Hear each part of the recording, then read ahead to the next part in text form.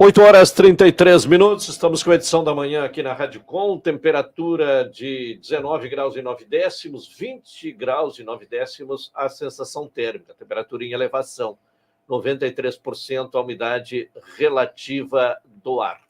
Saudando Ana Miranda, Tiago Gonçalves de Andrades, que nos acompanham nesta manhã de terça-feira, já com o nosso novo convidado, né? O próximo entrevistado aqui do programa, em condição de conversar conosco, Leonardo. Sim, agora a gente recebe o Gerson Tadeu Vivan, que é titular do Cartório Civil de Pessoas Naturais de Veranópolis e membro associado do Colégio Registral do Rio Grande do Sul. Ele vem para falar sobre o crescimento do reconhecimento de paternidade socioafetiva no Brasil e como os cartórios estão fazendo para agilizar o processo. Bom dia, Gerson. Bom dia, pessoal. Estou à disposição aí para poder esclarecer um pouco mais sobre essa ferramenta disponível nos cartórios já desde 1916, mas que cada vez mais tem tomado aí proeminência para regularizar a situação das famílias, né? Bom, em primeiro lugar, Gerson, eu gostaria de uma explicação sobre o que é paternidade ou então filiação socioafetiva. Essa é a primeira questão relevante mesmo, né? Esclarecer que nós estamos tratando de filiação socioafetiva. Ou seja, nós podemos ter uma maternidade ou a paternidade socioafetiva. E ela é uma forma de reconhecimento de filiação, ou seja, a condição entre pai e filho, mãe e filha, idêntica à filiação biológica, né?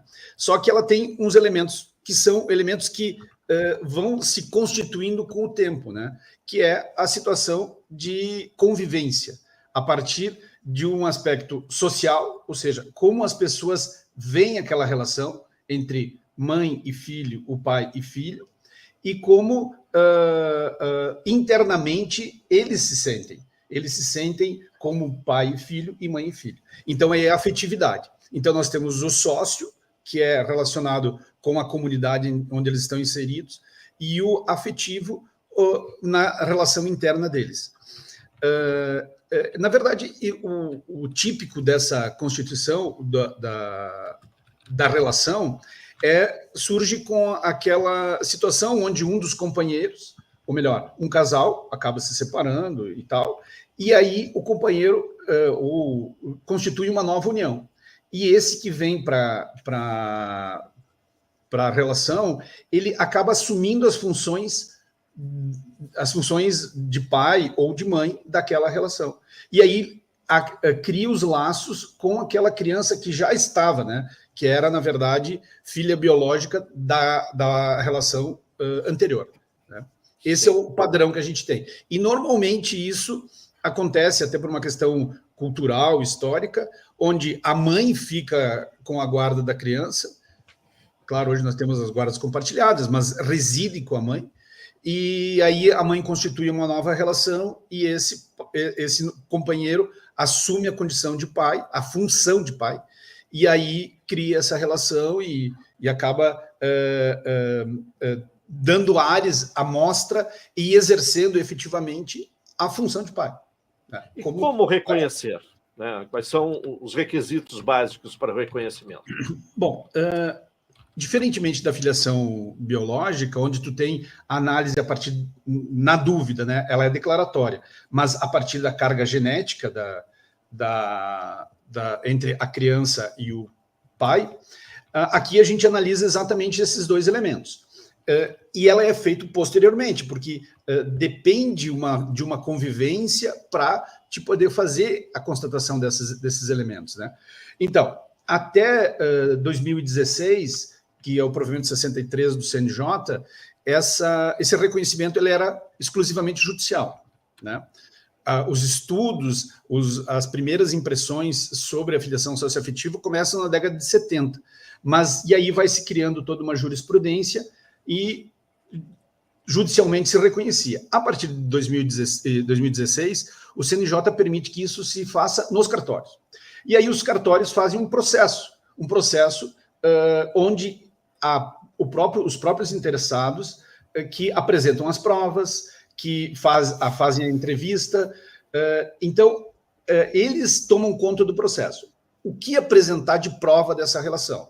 Ora, questões relacionadas, por exemplo, com eventos que eles estiverem juntos, plano de saúde, participação no clube, todas as impressões que a gente possa ter de que ali há uma relação de uma convivência harmônica, ou com a convivência com as peculiaridades de uma filiação normal, vamos dizer assim, biológica, de convivência, né?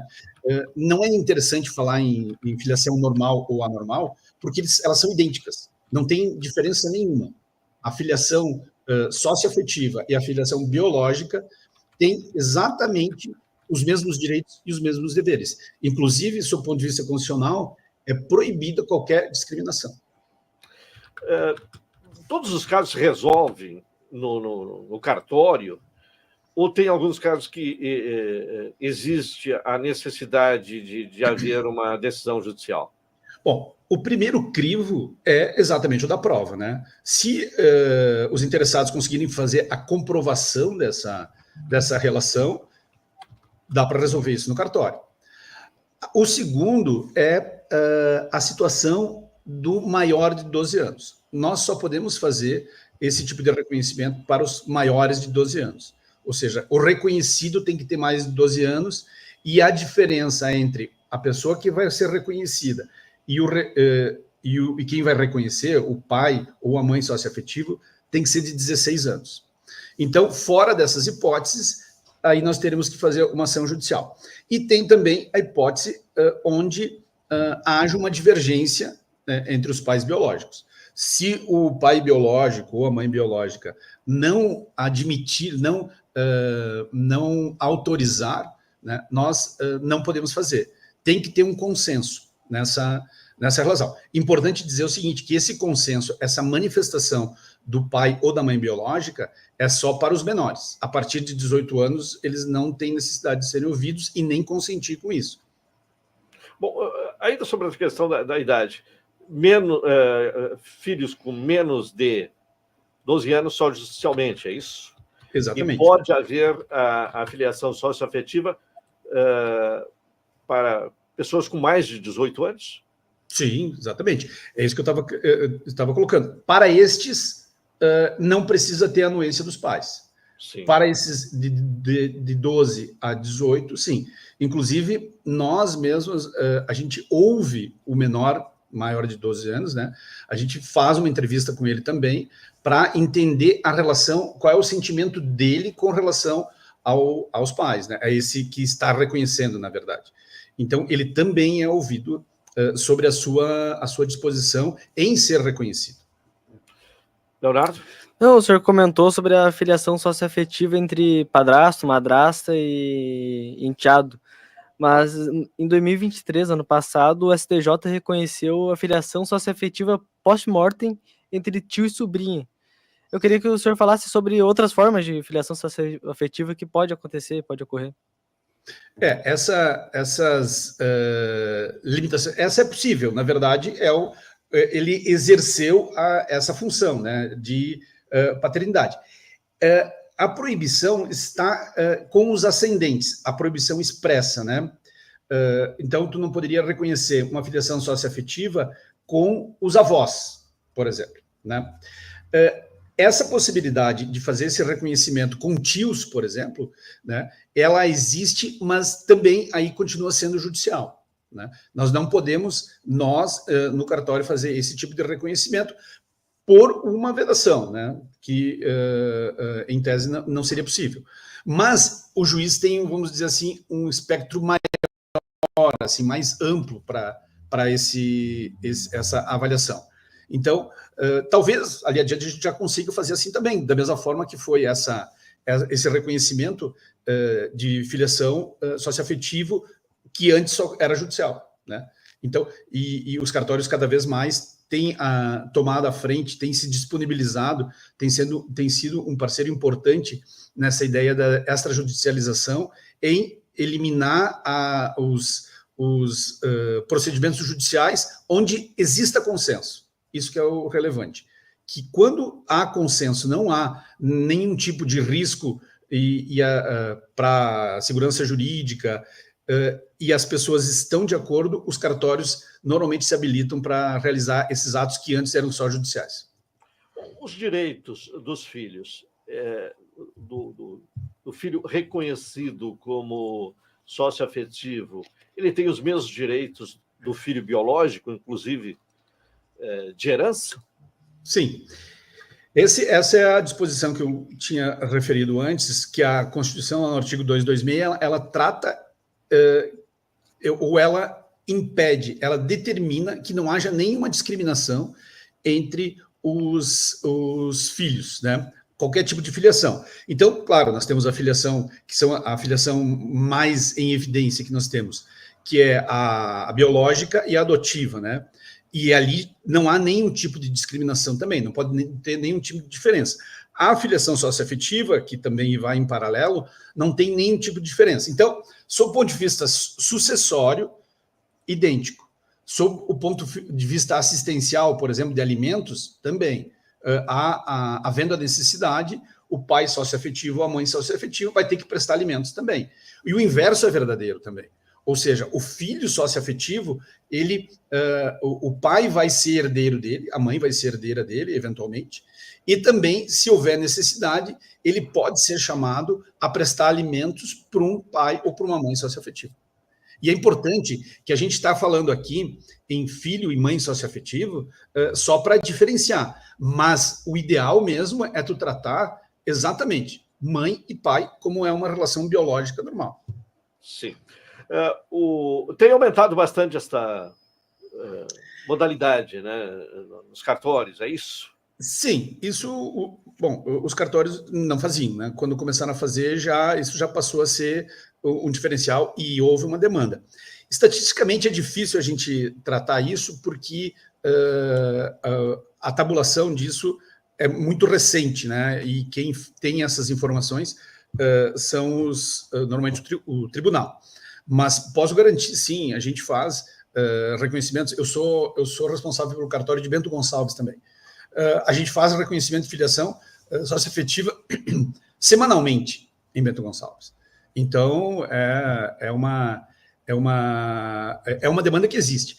E eu acho muito relevante que é uma prestação de serviço que a gente regulariza uma situação de uma família e há muita emoção envolvida nisso.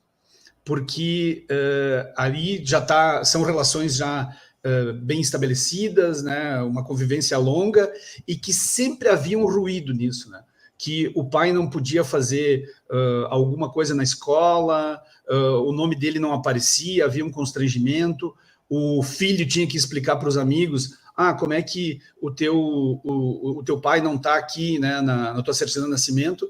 Então, havia um constrangimento. E naquele momento isso desaparece, e isso traz, normalmente, no momento da entrega, isso é uma coisa muito emocionante, principalmente para os pais olhar e ver o nome deles ali na certidão de nascimento, que era uma coisa que eles talvez nem imaginassem, mas almejassem muito tempo, né? Tá certo. Eu quero agradecer ao Gerson Tadeu Vivan, que é titular do Cartório Civil de Pessoas Naturais de Veranópolis e membro associado do Colégio Registral do Rio Grande do Sul, falando sobre essa questão da paternidade ou filiação socioafetiva aqui no Edição da Manhã da Rádio Com. Muito obrigado, bom dia, um bom trabalho. Obrigado, eu que agradeço a oportunidade. E obrigado.